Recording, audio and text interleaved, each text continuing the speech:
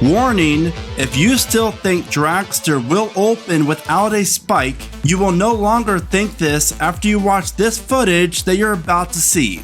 Now, serious question, has there ever been this much anticipation of a roller coaster before? Because I honestly do not think so. Cedar Point is really going all out for the reimagining of Thrill Dragster, and we now have an even better look at the hole that I shared to you on Friday. Welcome to Theme Park Predictions. My name is Brandon, and a huge shout out goes to Peninsula of Thrills for these beautiful drone shots of the current construction site for Thrill Dragster. And Peninsula of Thrills is also credited for the photo that I shared with you on Friday of the start of this massive hole. These images were taken on Sunday, March 26th, and as you can see, Cedar Point is really taking this whole reimagining thing to an all-new level. And get ready, because you're going to see more images of this, as well as the current construction site, and how a spike would look from this location inside of Cedar Point. Plus, I'm going to share with you some new possibilities for Cedar Point's 2024 project that we now need to discuss.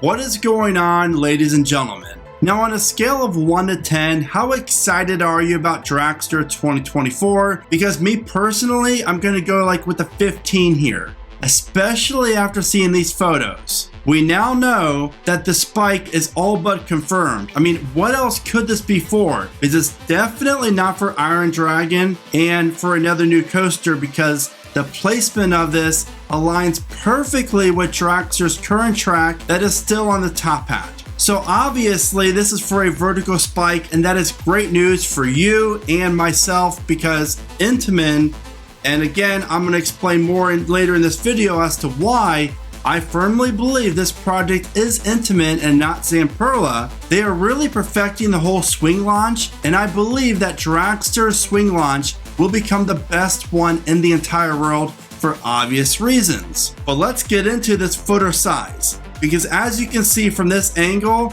this thing is absolutely massive. And as you can tell, this image is pretty far away. So let's zoom in a little bit just so you can see more clearly as to how large this footer is really going to be. And again, a huge shout out goes to Peninsula of Thrills for these high quality photos of Cedar Point. And if you're on Twitter and Instagram, then you have to follow them for some great photos of Cedar Point. But let's take a close look at this image, because you can see not only is this footer really big, it's also very deep.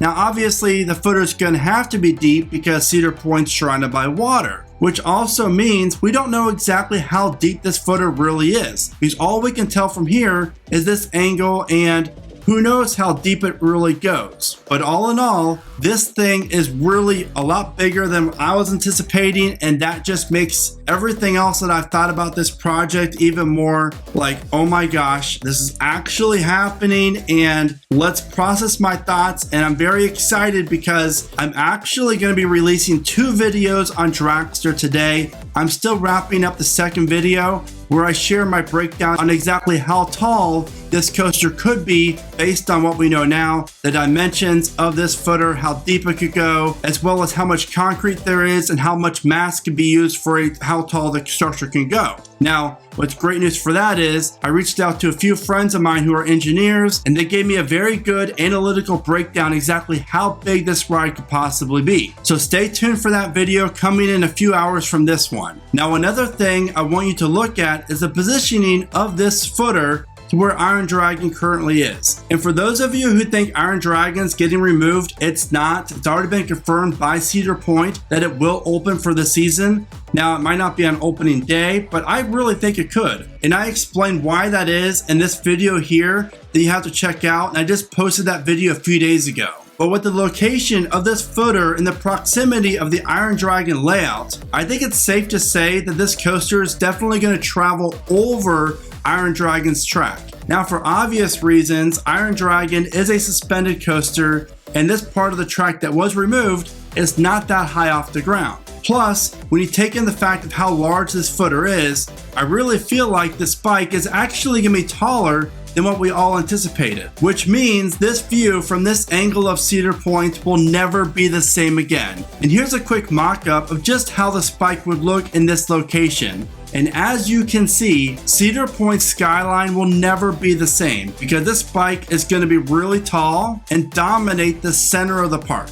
And if you are like me and you're excited about Dragster reopening in 2024, then you have to check out my new Dragster merch available on my online store, and you can find the link for it in this video's description. This is my Baby I'm Ready to Go shirt that I'm going to be wearing at Cedar Point's opening day. So if you see me walking around wearing this shirt, be sure to say hi because I would love to meet you. Now, I have two theories regarding the launch sequences. And the first one is the train's going to launch forward, go up the top hat, then have a rollback, and then travel backwards, of course, then up the vertical spike, and then travel forward through the launch again and up and over the top hat. I really do think that is the most likely scenario, but what if when the train does enter the launch area, instead of launching forwards first, the train launches in reverse? Goes up the vertical spike, maybe 100 feet, 200 feet, whatever how high it is, and then travels forward, then enters the swing launch and the bunny hop, hopefully at least. Not only would this create a unique sequence, it would also help on capacity since you're not traveling all the way down the launch going forwards and then up the top hat, reverse, then roll back all the way down and travel through the launch in reverse, then up the vertical spike and then do it all again forwards. The more I think about it, the more I think that is something we have to kind of consider. But here's kind of a crazy idea. Since I do not think the spike is going to be under 200 feet tall, what if the train would launch in reverse and start traveling up the vertical spike? That features Intamin's new vertical launch system. Therefore, the train travels in reverse all the way to the top of the vertical spike. Once the train reaches the max height of the spike, you then free fall all the way down the vertical spike and then enter the main launch that would then propel you over the top hat. My opinion on this would be it's very unique and I'm kind of intrigued by the idea. So I would definitely want to know what you think of this idea of maybe it's possible, maybe it's not. Again, please share your thoughts with me in the comments once you get done watching this whole entire video. And by having a twisted vertical spike, we'll pay amazing homage to Wicked Twister, which was the Intamin Impulse coaster, which sadly closed down forever in 2021. And taking a look at these high-res images from Peninsula of Thrills, you can clearly see the Dragster photo booth still standing. Now, I assume that this building would get demolished to make way for the spike, so I am curious to see if they're going to repurpose this building or if they'll have to remove it to make way for the spike. You can also see a crane that looks to be about 140 to 150 feet tall, working on this enormous foundation.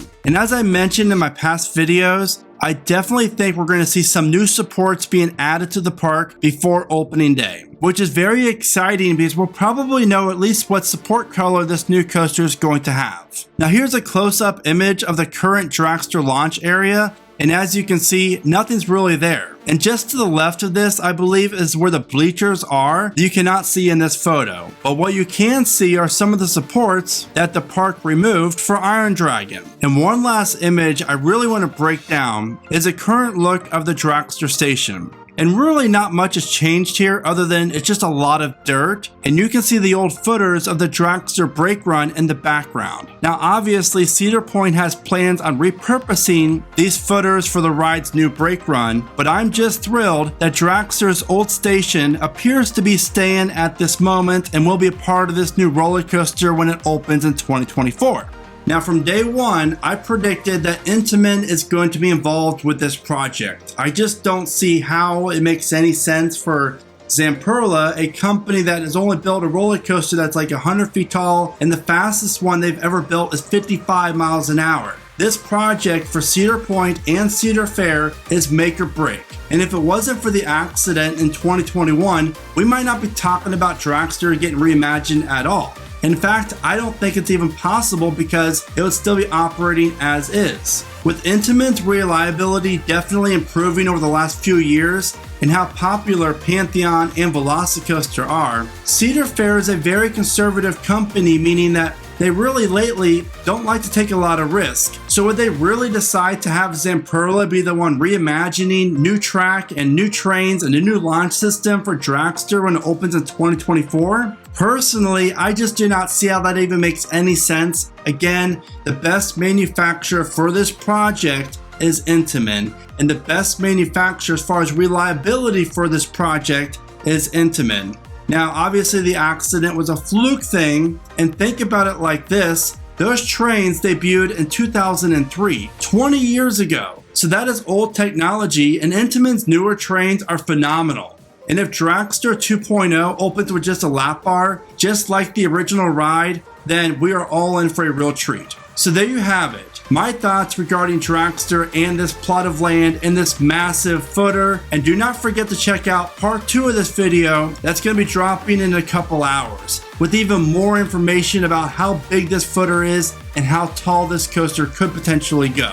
I'm really excited about this project. Again, keep riding coasters. It's one of my best-selling t-shirts. It's very comfortable.